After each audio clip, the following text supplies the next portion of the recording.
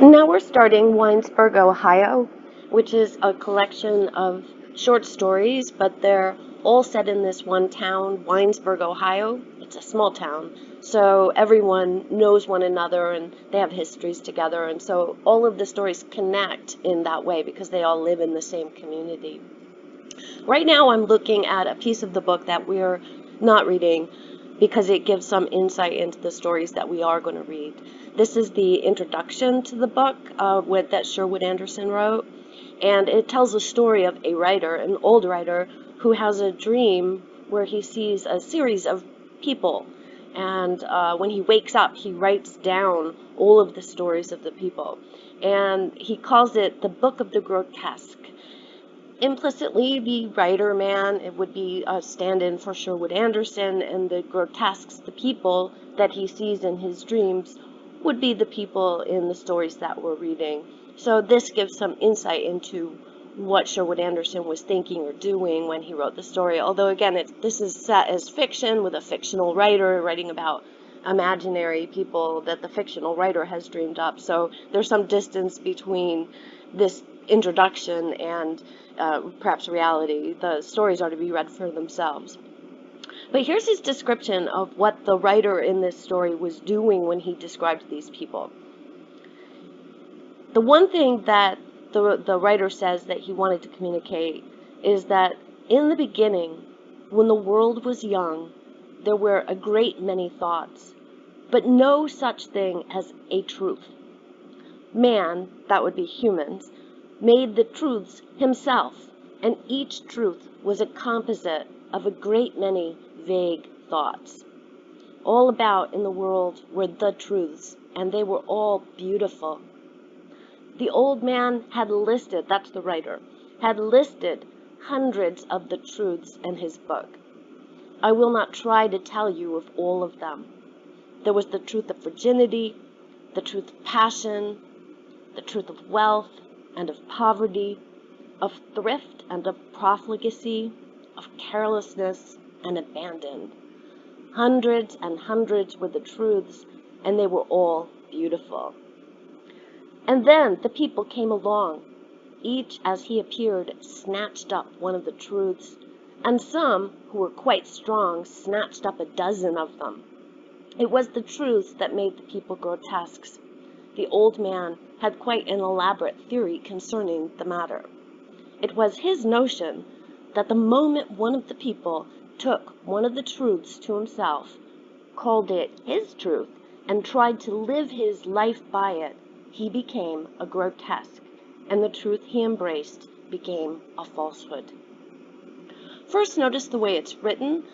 We have a speaker in this introduction who is not the writer, but someone who's read this book by the writer. It's twice removed from us. So the speaker has read this book, which he claims was never published, by an old writer who fell asleep and had this dream about these people, and now he's going to tell us about this book that he'd read that was never published. So it's been almost like a game of telephone. It's been filtered through first the old man's dream, then the person reading the book that was never published, and then the man telling us his recollection of this book that he'd read a long time ago. Its distance from reality is quite far. It's twice or three times removed. But also this idea that humans made truths, that truths didn't exist in the world until humans came along and created truths, things that are just true. So he's talking about ideologies, things that we live by that are human-created social mores, but not necessarily real in any sense of the world. And we've made them up, and we've made them true, and in their natural form, the way we've created them, he says twice, they were all beautiful. Actually, that repetition, they were all beautiful. And then the second paragraph, they were all beautiful, is very reminiscent of the style of Genesis in the Bible. And he saw that it was good. And he saw that it was good. You'll get like a list of things that God creates, and they were good. So this is almost like a creation story, a creation of what is true, what is not true by humans in the world, and how they start out beautiful, but as humans take them to themselves, they become grotesque. They become twisted out of their original forms. I think by grotesque, he doesn't necessarily mean ugly or horrifying, because some of the grotesques are beautiful, and he talks about that. But they are twisted out of their original form when they were created as a truth unto itself and beautiful. So the old man listed hundreds of truths.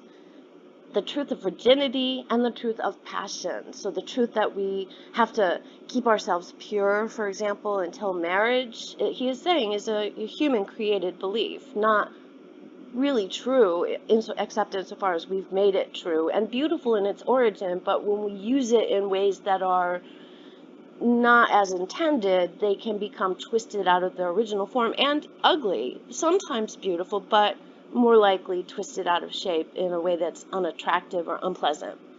Also, the truth of passion. Passion can be beautiful. You're gripped by passion, by a desire, a driving feeling, which can be beautiful when it's used for positive and in moderation, but in excess or in damaging ways can become anything in excess, right? Can become damaging.